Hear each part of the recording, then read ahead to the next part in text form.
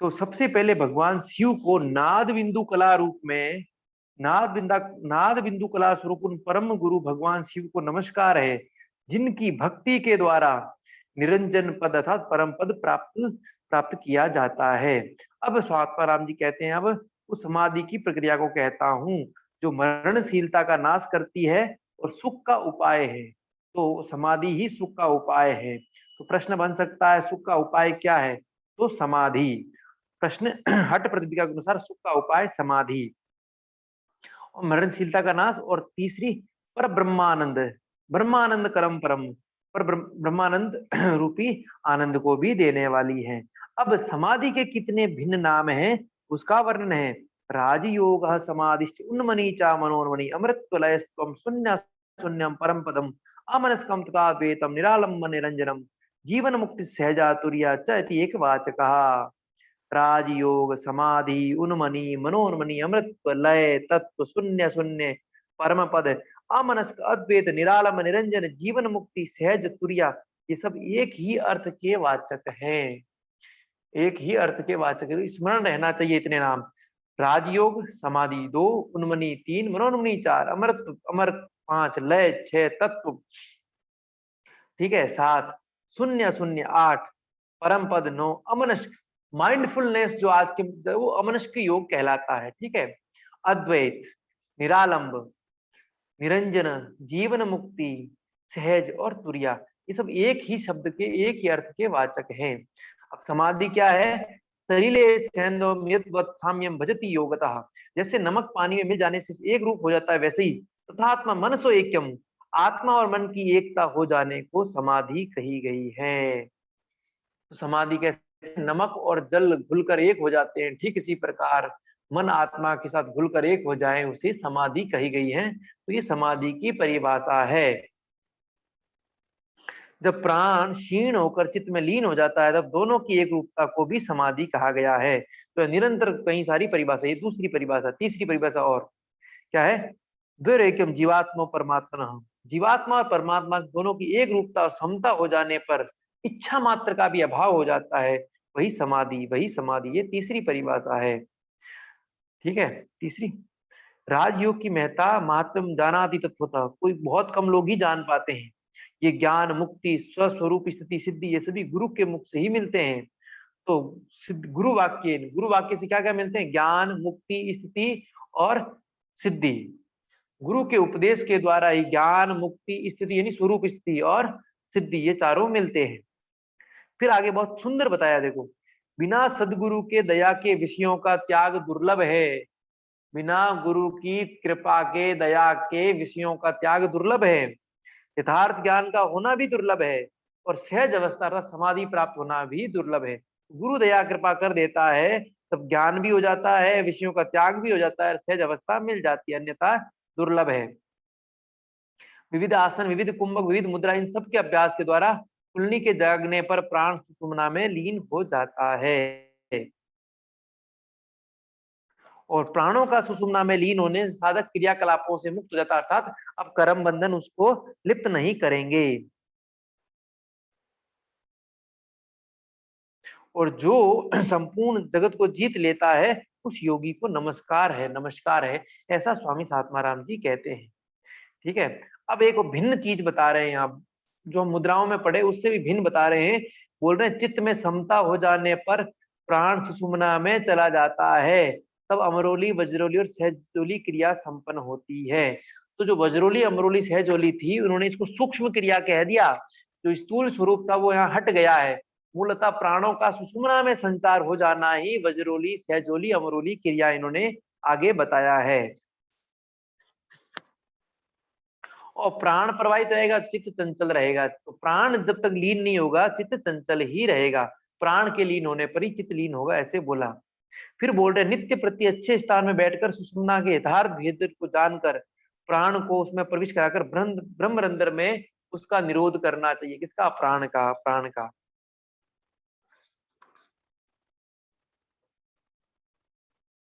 सुषुम्ना क्या है? तो बोल रहे सूर्य और चंद्र नाड़ी आयु को बिताती है। ठीक है, उस आयु को, काल को, सूर्य चंद्र नाड़ी श्वास भरते हैं तभी हमारी आयु कम होती है। उस काल को खाने वाली सुषुम्ना, अर्थात क्योंकि प्राणों का सुषुम्ना में संचार होता है, ईड़ा पिंगला बंद हो जाती है, बंद हो जाती है। अब बोल रहे द्वासप्ती सहस्राणी नाड़ी द्वाराणी पंजरे, इस शरीर में 72,000 नाड़ी द्वार है, उसमें परमात्मा की मुख्य शक्ति शक्ति सुषुम्ना है। सुषुम्ना सांभवी शक्ति, शेष भी निरुक्तक है। सुषुम्ना को ही सांभवी कहा है, तो यहाँ जो पीछे सांभवी आया वो सुषुम्ना के लिए ही आया है। क्योंकि प्राण जठराग्नि के साथ कुंडली को जगाकर सुषुम्ना के अंदर प्रवेश कराता है, प्रवेश कराता है। तब सुषुम्ना में प्राण चलने लगता है, तब मनोन्मनी अवस्था सिद्ध होती है। अन्यथा सब अभ्यास साधकों के लिए केवल श्रम कारक ही है। जब तक प्राण सुषुम्ना में प्रवाहित नहीं होते हैं, सारे अभ्यास बोल रहे हैं बस श्रम करने वाले हैं, उसके अलावा और कोई विशेष लाभ नहीं है। जिसने पवनो बद्यते ये ने, जिसने प्राण को वश में कर लिया उसने मन को भी वश में कर लिया, और जिसने मन को वश में कर लिया प्राण को भी। तो 21 नंबर अच्छा श्लोक है। पवनो बद्यते, प्राण के बदने से मन बंध जाता है, और मन को मान दे तो प्राण भी बन जाता है। तो चित्त की प्रवृत्ति के दो कारण हम योग उपनिषद में पढ़ चुके हैं, वासना और प्राण, इनमें से एक नष्ट हो जाए तो दोनों नष्ट हो जाते हैं। जहां मन लीन होता वहीं प्राण लीन होता, जहां प्राण लीन होता वहीं मन लीन होता है। दूध और पानी के मिश्रण की तरह चित्त और प्राण समान क्रिया वाले हैं। जहां प्राण की प्रवृत्ति होगी वहीं चित्त की प्रवृत्ति होगी, जहां चित्त की प्रवृत्ति होगी वहीं प्राण जाएगा, वहीं प्राण जाएगा। एक के नाश होने पर दूसरा, चित्त नष्ट हो गया तो प्राण भी नष्ट हो गया, प्राण नष्ट हो गया तो चित्त भी नष्ट हो गया। कुल मिला के ये कहना चाह रहे हैं। फिर आगे बोल रहे हैं पारा रस मनश्चैव, रस पारे को कहा है, ये दोनों चंचल है। पारा और मन स्थिर हो जाए तो भूलोक में क्या सिद्ध नहीं हो जाता, अर्थात जिसका चित्त स्थिर हो गया वो सब कुछ, क्योंकि समाधि प्राप्त कर सकता है और समाधि के माध्यम से सब कुछ प्राप्त कर सकता है। फिर बोल रहे हे वायुष्य पार्वती, पार्वती के माध्यम से भगवान शिव उपदेश करते, हे पार्वती, मूर्छित गंधक शोधित पारद और धीमी गति वाला प्राण व्याधियों को नष्ट करता है। ठीक है, पारे में से सल्फर हटा ले तो शुद्ध हो जाता है, उसी प्रकार क्षीण धीमी गति वाला प्राण व्याधियों को नष्ट करता है। मृत पारद भस्म क्या हुआ पारा और लीन प्राण वायु मनुष्य में जीवनी शक्ति देती हैं। पारे का भस्म प्राण शक्ति जीवनी शक्ति बढ़ाता है, और विशेष प्रकार से बंधा हुआ पारा और कुंभित प्राण वायु साधक को अंतराकाश में गति का सामर्थ्य प्रदान करता है। तो पारे की तुलना प्राण से की गई है। पहले यहाँ शोधित पारा अर्थात धीमा प्राण रोग को नष्ट करता है, फिर भस्म क्या हुआ पारा और लीन प्राणवायु जीवनी शक्ति देती है, और बंदा पारा और कुंभ लगाया हुआ प्राण दोनों को दोनों अंतराकाश में सामर्थ्य प्रदान करता है। मन की स्थिरता से प्राणवायु स्थिर, उससे बिंदु स्थिर होता है, बिंदु की स्थिरता से शरीर में शक्ति आती है। ये तो हो गया। अब महत्वपूर्ण है 29वें श्लोक से, इंद्रियों का स्वामी कौन है? मन है, मन का स्वामी प्राण है, प्राण का स्वामी लय है, और लय किस पर आश्रित? नाद। यहाँ से नाद अनुसंधान शुरू हो गया, क्योंकि हम योगिक उपनिषद में पढ़ चुके हैं इसको। इंद्रियों का स्वामी मन, मन का स्वामी प्राण, और प्राण का स्वामी लय है, और लय नाद पर आश्रित है। यहाँ प्राण को मारुत कहा गया है, वायु कहा गया है। फिर बोलते हैं मन और प्राण के लय हो जाने पर कोई अनिर्वचनीय आनंद की प्राप्ति होती है। जिनका श्वास प्रश्वास बंद हो गया है, निरुद्ध हो गया है, विषय के ग्रहण करने बंद हो गए अर्थात वासना, ठीक है, चेष्टा रहित और विकार रहित हो गए, ऐसे साधक को ही लय प्राप्त होती है। लय जयति योगी नाम। तो लय किन किन को प्राप्त होता है? तो बोल रहे हैं श्वास प्रश्वास निरुद्ध अर्थात प्राण सुषुम्ना में संचित हो गए हैं, विषयों को ग्रहण करना जिन्होंने बंद कर दिया, इंद्रियों पर नियंत्रण हो गया है, चेष्टा रहित और विकार रहित साधकों को ही लय सिद्धि होती है। फिर आगे बोलते हैं जिनके संकल्प नष्ट हो गए हैं, जिनकी चेष्टाएं समाप्त हो गई है, ऐसे साधकों में भी अपूर्व लय उत्पन्न होता है, अपूर्व लय उत्पन्न होता है। जहां मन एकाग्र हो वहीं उसका लय होता है, मन एकाग्रता को भी लय कहते हैं। वहां पर मस्तिष्क और जीव मात्र की शाश्वत शक्ति दोनों ही ब्रह्म में विलीन हो जाते हैं, ब्रह्म में विलीन हो जाते हैं। बहुत लोग अब बोलते लय लय कहते हैं, कि तू लय लक्षण क्या है नहीं जानते। तो चौथे उपदेश का 34वें श्लोक का जो दूसरी जो पंक्ति है उसमें लय को बोला है, विषय विस्मृति ही लय है, अपुनर्वासन उत्थान लयो विषय विस्मृति ही, क्योंकि उस स्थिति में वासनाओं का सदा अभाव रहता है। तो लय क्या है? जहां वासनाओं का अभाव रहता है और विषयों की विस्मृति हो जाती है, वह लय कहलाता है, वह लय कहलाता है।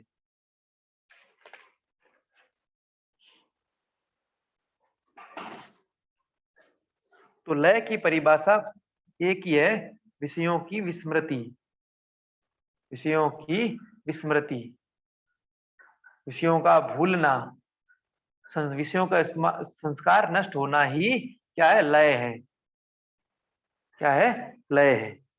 और लय से फिर वासना, इसमें विषमृत्यु तो वासनाओं का भी अभाव हो जाता है। अब आगे बोला, अपलक दृष्टि बाहर की ओर, लक्ष्य भीतर की ओर हो, यही वेद और शास्त्रों में गुप्त रूप से रक्षित शांभवी मुद्रा है। तो अभी शांभवी मुद्रा क्या है, तो बोल रहे अपलक दृष्टि बाहर की ओर, लक्ष्य भीतर की ओर, अर्थात दृष्टि बाहर की ओर, यहाँ पर दृष्टि हो और लक्ष्य यहीं भीतर की ओर हो, भीतर की ओर ज्योति जले, तो ये शांभवी कहा गया है। तो वी आकार का जहां बनता है, इसको देखना एकटक होकर और अंदर की ओर ध्यान करना, इसको इन्होंने शांभवी मुद्रा का वर्णन यहाँ बताया गया है, लेकिन वो चौथे उपदेश में कहा है। योगी जब अंतर लक्ष्य होकर चित्त और प्राण को लीन करके देखता है और एकटक स्थिर दृश्य बाहर और नीचे देखते हुए भी ना देखता जैसा रहता है, वह शांभवी मुद्रा है, वह शांभवी मुद्रा है। शांभवी और खेचरी मुद्रा अवस्था और स्थान में भेद होने पर भी शून्य में चित्त के लय का आनंद उत्पन्न करता है, वह चिदानंद स्वरूप। ये दोनों भिन्न भिन्न मुद्रा है, लेकिन फिर भी ये चित्त को शून्य में ले जाते हैं और आनंद देते हैं, आनंद देते हैं।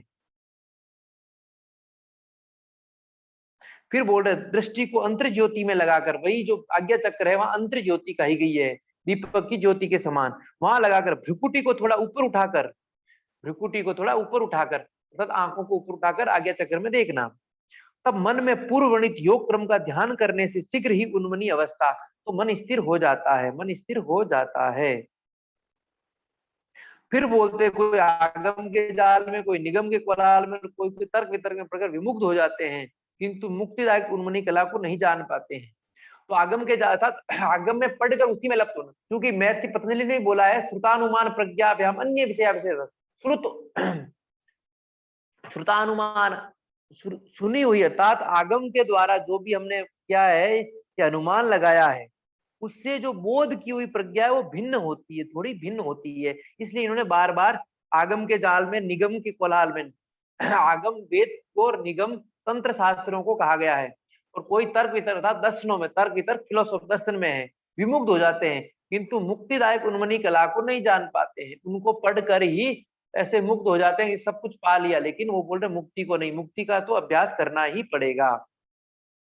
तो अभ्यास के लिए बता रहे हैं क्या करें, जिसके आधे नेत्र खुले हो, दृष्टि नासाग्र हो, चित्त स्थिर हो, जिसने ईड़ा और पिंगला की क्रिया को मंद कर निष्पन्न भाव से लीन कर दिया हो, उस साधक, वह साधक परम स्थिति को प्राप्त करता है, जो ज्योति स्वरूप है, संपूर्ण जगत का कारण है, पूर्ण दे दीप्यमान है, जो गीता में भगवान ने कहा है। मतलब यहाँ ध्यान की अवस्था का ये वर्णन है।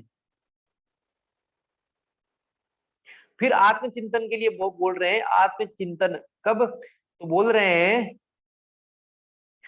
पिंगला रहेगी या ईड़ा, दोनों क्रियाशील रहेगी, आत्मचिंतन नहीं कर सकता। ईड़ा पिंगला का निरुद्ध होगा तभी आत्मचिंतन हो सकता है। आत्मचिंतन अर्थात यहाँ पर सुषुम्ना में प्राणों का संचार का बोला, संचार का। अब फिर से खेचरी का वर्णन कर दिया इसमें, फिर से खेचरी का, ठीक है। तो खेचरी मुद्रा क्या है, तो नाड़ी में स्थित, कौन सी नाड़ी, बाएं और दाएं नाड़ी, ईड़ा और पिंगला नाड़ी में स्थित वायु मध्य मार्ग में जब संचरण करता है तो खेचरी मुद्रा। तो उन्होंने खेचरी मुद्रा को सुषुम्ना में प्राण का संचार को भी कह दिया, कह दिया, ठीक है। ईड़ा और पिंगला के बीच में शून्य, जब प्राण वायु को लीन करता है तब खेचरी, तो प्राणों को सुषुम्ना के संचार को भी इन्होंने खेचरी कह दिया है, खेचरी कह दिया है। पुनः बोल रहे हैं, इस मुद्रा को जिसका स्थान ईड़ा और पिंगला के बीच सुषुम्ना के व्योम चक्र में, इसे खेचरी कहते हैं। तीसरी बार खेचरी के बारे में, ठीक है, व्योम चक्र में।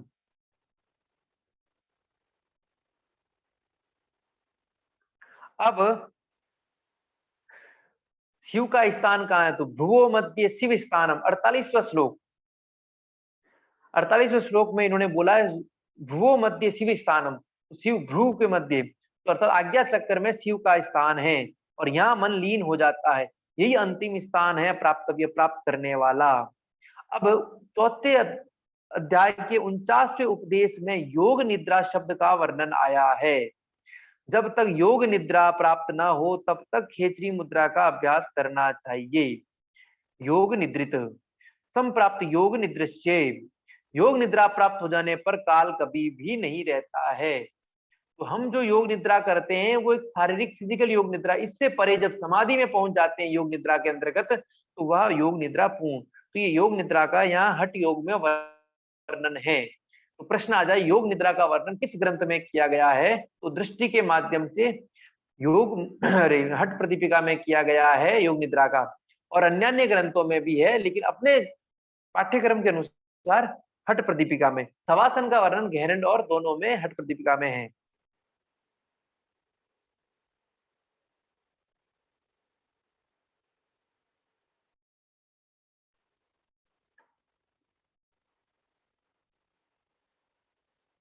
जहाँ निरंतर खेचरी के ही लाभ को बताया, सिर से पैर तक संपूर्ण शरीर को सोम श्राव से भर देना चाहिए। इससे योगी दिव्य शरीर वाला महाबली और पराक्रमी हो जाता है।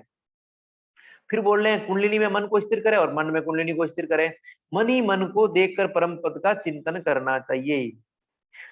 कुंडली में मन और मन को कुंडलिनी। फिर बोलते खमद्य को स्वयं को आकाश में, आकाश को स्वयं में स्थित करें।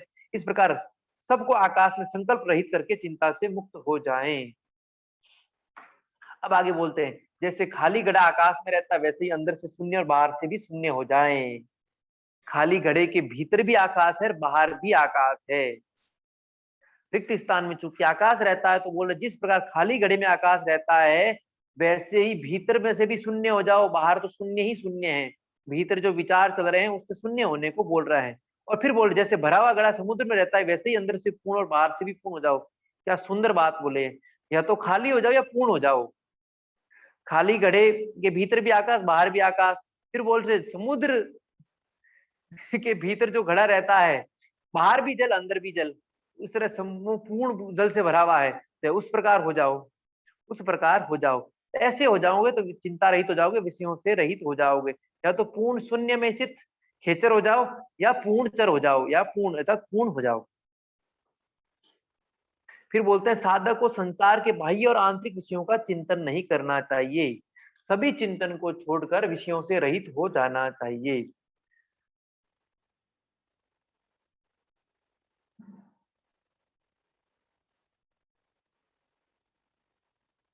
अब 58वें श्लोक में भगवान राम का, राम शब्द का भी प्रयोग किया गया। ये भी भिन्न है, अभी तक इसका प्रश्न नहीं आया है, आ सकता है।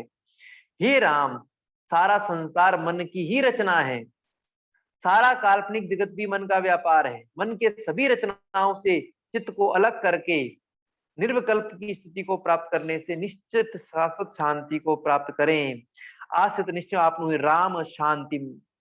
तो 58वें श्लोक में राम शब्द का प्रयोग इन्होंने चौथे उपदेश में किया है। जैसे अग्नि में कपूर और जल में नमक घुल जाते हैं, उसी प्रकार बोल रहे हैं मन को ब्रह्म में लीन कर दीजिए, तो सब कुछ लीन हो जाता है। अब ज्ञान क्या चीज है उसका वर्णन कर रहे हैं। ये फिलोसॉफिकल बात है। जो कुछ भी जाना जाता है वह सभी ज्ञान की वस्तु है, जिसको हम ज्ञेय कहते हैं। जिसको क्या कहते हैं? ज्ञेय। जो कुछ जानने की वस्तु है उसको ज्ञेय कहते हैं।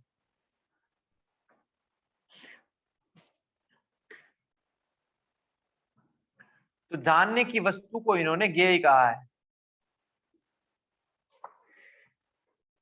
ज्ञेयम सर्व प्रतिम च ज्ञानम च मनम उच्यते। और उसका ज्ञान ही मन कहलाता है। जानने की वस्तु ज्ञेय है और इसका ज्ञान हो जाना, क्या बोला इन्होंने? मन। ज्ञान हो जाना ही मन कहलाता है। और ज्ञान की वस्तु को समाप्त करके अति दूसरा कोई उपाय नहीं है। तो शांति प्राप्त करने के लिए बोल रहे हैं, यदि शांति प्राप्त करनी है तो मन को विलीन करना है, तो ज्ञान और ज्ञान की वस्तु को समाप्त कर दो। अर्थात इस ज्ञान को, इसको भी लीन कर दो, इसको भी लीन कर दो। जब कुछ जानने को शेष ही नहीं आता, सब कुछ जान लिया जाएगा। सब कुछ जान लो, या फिर मन को लीन कर दो, मन को स्थिर कर दो। इस दोनों से शांति को प्राप्त हो जाओगे। तो योग सूत्र वाली ही मन की स्थिरता वाली बात यहाँ कह रहे हैं। अब आगे इसके बाद बोल रहे हैं, इस प्रकार विभिन्न आचार्य महात्माओं ने अपने विशिष्ट अनुभवों के द्वारा समाधि का वर्णन किया है। समाधि का वर्णन किया है। अब कुंडली को फिर से नमस्कार कर रहे हैं। क्या बोल रहे हैं? सुषुम्ना कुंडलिनी आज्ञा चक्र से स्रवित सुधा मनोन्मणि और चित स्वरूप महाशक्ति तुमको नमस्कार है, तुमको नमस्कार है। अब आगे नाद अनुसंधान का वर्णन है। अब आगे नाद अनुसंधान का वर्णन कर रहे हैं। जब तत्व ज्ञान को पाने में असमर्थ सामान्य लोगों के लिए उपयुक्त गोरक्षनाथ के द्वारा कही गई नाद का वर्णन, जो आसन प्राणायाम मुद्रा का अभ्यास नहीं कर सकते हैं, तत्व ज्ञान को प्राप्त नहीं कर सकते हैं, समाधि को नहीं कर सकते हैं, उनके लिए बोल रहे हैं। गुरु गोरक्षनाथ के द्वारा प्रदत्त, गुरु गोरक्षनाथ के द्वारा कही गई नाद का उपासना का वर्णन करते हैं। तो नाद की उपासना का उपदेश या किसने कहा है? तो गोरक्षनाथ। ये स्मरण रखना है। लय के अनेकों प्रकार है, तो शिव जी जानते हैं, वो अलग बात है, लेकिन नाद किसने कहा है? इन्होंने बोला है प्रोक्तम गोरक्षनाथेन नाद उपासना। गोरक्षनाथ के द्वारा कही गई नाद की उपासना का वर्णन करते हैं।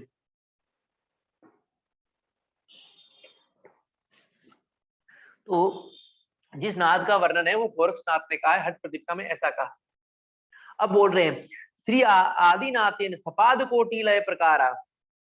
आदिनाथ के द्वारा कहे गए लय के 1.25 करोड़ प्रकार प्रसिद्ध हैं। तो लय कितने प्रकार का है? 1.25 करोड़। 1 करोड़ और 25 लाख प्रकार का लय है, प्रकार के लय है, इतनी विद्याएं। उनमें से नाद अनुसंधान मुख्य है, उनमें से नादानुसंधान प्रमुख है, मुख्य है। और इस नाद का उपदेश किसने किया? गुरु गोरक्षनाथ जी ने, गुरु गोरक्षनाथ जी ने। तो कैसे करें इसको?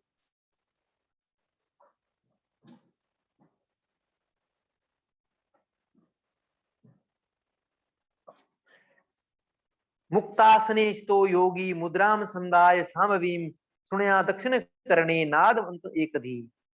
तो इसके लिए बोल रहे हैं, मुक्तासन में बैठकर सामवी मुद्रा को अपनाकर साधक एकाग्र चित्त से अपने दाएं कान से शरीर के अंतर्गत जो ध्वनि उत्पन्न हो रही है उसे सुने।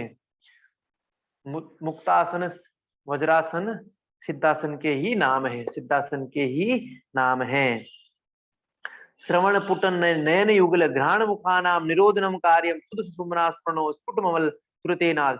दोनों कान, दोनों आंख, दोनों नासिका विवर और मुख को दोनों हाथों की अंगुलियों से बंद करने का अभ्यास करें, और ऐसा करने से विशुद्ध सुषुम्ना मार्ग में स्पष्ट और पवित्र नाद सुनाई देने लगता है। तो सन्मुखी मुद्रा लगाने को भी बोला गया है। तो ये मुद्रा इस प्रकार लगाने को भी इन्होंने कहा है। तो सन्मुखी मुद्रा का भी वर्णन किया इन्होंने, सिद्धासन में बैठकर दाएं कान में नाद सुनने का कहा है। अब इस नाद की 4 अवस्थाएं होती है। आरंभ घटस्थ परिचय अपीचा निष्पत्ति सर्व योगेषु स्याद अवस्था चतुष्टयम। इस सभी योग में सभी योगों में इसकी 4 अवस्थाएं होती है। आरंभ अवस्था, घट अवस्था, परिचय अवस्था और निष्पत्ति अवस्था। आरंभ, परिचय, आरंभ, घट, परिचय, निष्पत्ति, चारों अवस्था सभी योगों की, प्रत्येक योग की 4 अवस्था होती है। तो सर्व योगी सभी योगों में ये 4 अवस्थाएं होती है। आरंभ अवस्था, घट अवस्था, परिचय अवस्था और निष्पत्ति अवस्था। अब आरंभ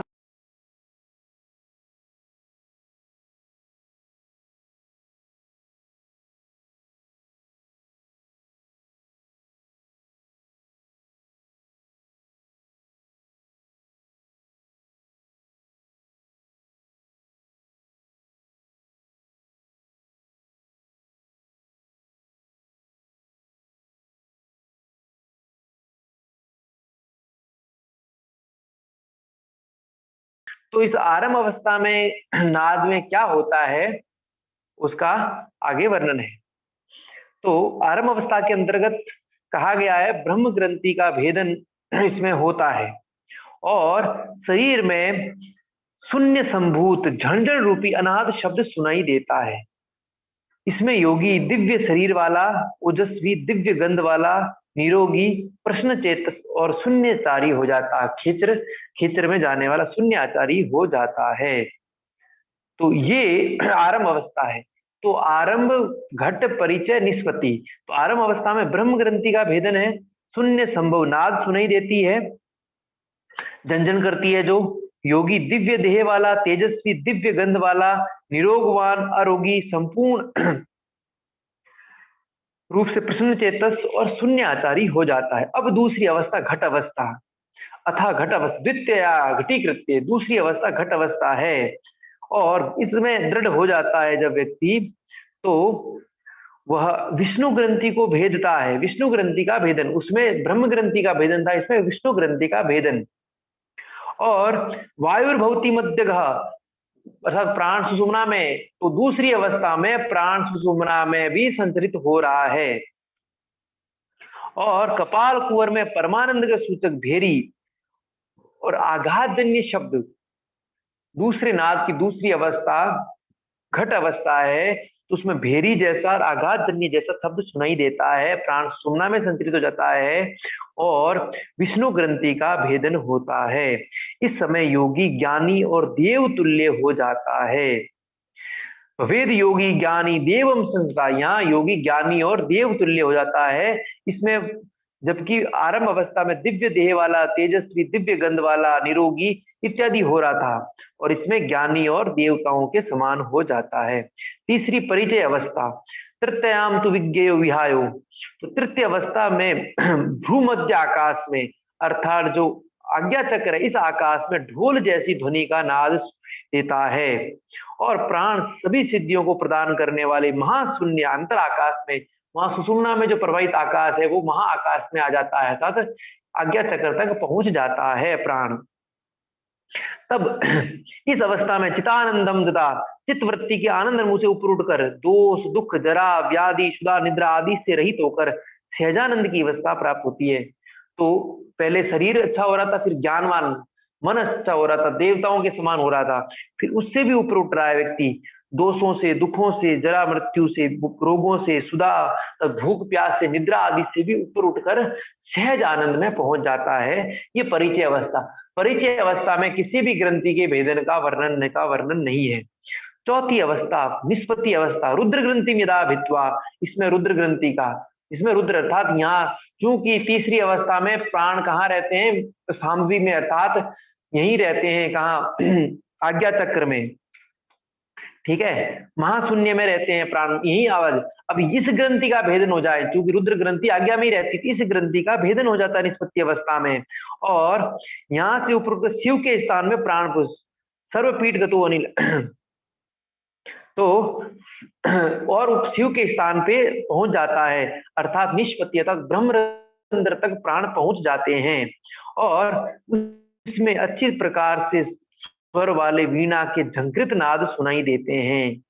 वीणा के झंकृत नाद या निष्पत्ति अर्थात सभी अवस्थाओं से ऊपर, अब सभी चक्रों का भेदन, सभी ग्रंथियों का भेदन हो चुका है। एक ही भूतम तदा चित्तम राजयोग विधानम, यहाँ योगी चित्त एकाग्र होकर समाधि संख्यक बन जाता है। राजयोग जो कि समाधि का ही पर्यायवाची है। सृष्टि संहार करता सौ, और सृष्टि संहार करता ईश्वर के समान भवेत, तो अद्वैत अवस्था को प्राप्त, सृष्टि संहार करने वाले ईश्वर के समान साधक हो जाता है। फिर बोल रहे हैं मोक्ष हो या न हो, किंतु एक यहाँ पर लय से उत्पन्न एक अखंड सुख प्राप्त होता है, और इस सुख की प्राप्ति समाधि के द्वारा ही होती है। तो बोले मुक्ति हो ना हो इसमें तो मैं नहीं कहूंगा, लेकिन अखंड सुख होगा जो समाधि के द्वारा ही प्राप्त होता है। राजयोग को नहीं जानते जो केवल हठ क्रियाओं का अभ्यास करते हैं, उन योग अभ्यासियों के प्रयास को मैं फलहीन मानता हूं।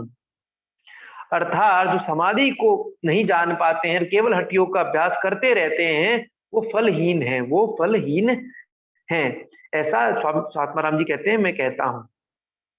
उन्मनी अवाप्ते शीघ्रम भ्रूमध्यम सुगम, सामान्य लोगों के लिए भ्रूमध्य का ध्यान उन्मनी अवस्था को शीघ्र ही प्राप्त कराता है।